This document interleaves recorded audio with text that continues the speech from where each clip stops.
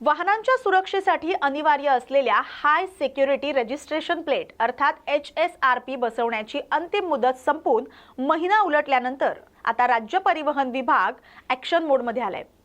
18 फेब्रुवारीपासून ज्या वाहनांना नवीन नंबर प्लेट नसतील त्यांच्यावर कडक कारवाई सुरू करण्यात येईल असे संकेत परिवहन आयुक्त विवेक भीमनगवार यांनी दिलेत।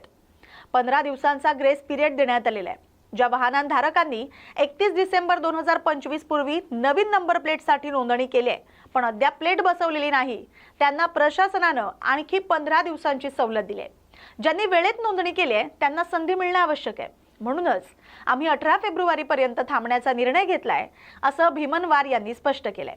मात्र ज्यांनी 31 डिसेंबर नंतर नोंदणी केलेली नाही किंवा अजूनही केलेली नाही त्यांना 1000 रुपयांच्या दंडाला सामोरं जावं लागणार आहे।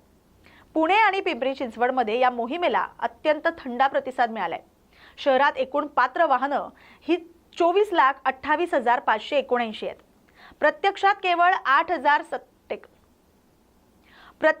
केवळ 8,57,209 वाहनधारकांनी HSRP साठी नोंदणी केली आहे। हे प्रमाण 35% इतकं अल्प आहे।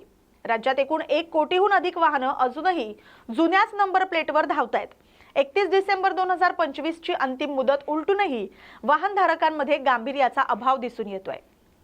परिवहन विभागाने स्पष्ट केलंय की 18 फेब्रुवारीपासून होणाऱ्या तपासणीत केवळ नंबर प्लेटच पाहिली जाणार नाही। जर नंबर वाहन प्लेट अभावी थांबवलं गेलं तर नोंदणी प्रमाणपत्र, वाहन विमा, PUC, ड्रायव्हिंग लायसन्स अशी कागदपत्रही तपासली जाणार आहेत। जर यापैकी कोणतेही कागदपत्र कमी आढळलं तर दंडाची रक्कम मोठी असू शकते। नंबर प्लेट बसवणाऱ्या शोरूम्स आणि फिटमेंट सेंटर्सनी वाहनधारकांच्या वागणुकीवर नाराजी व्यक्त केली आहे।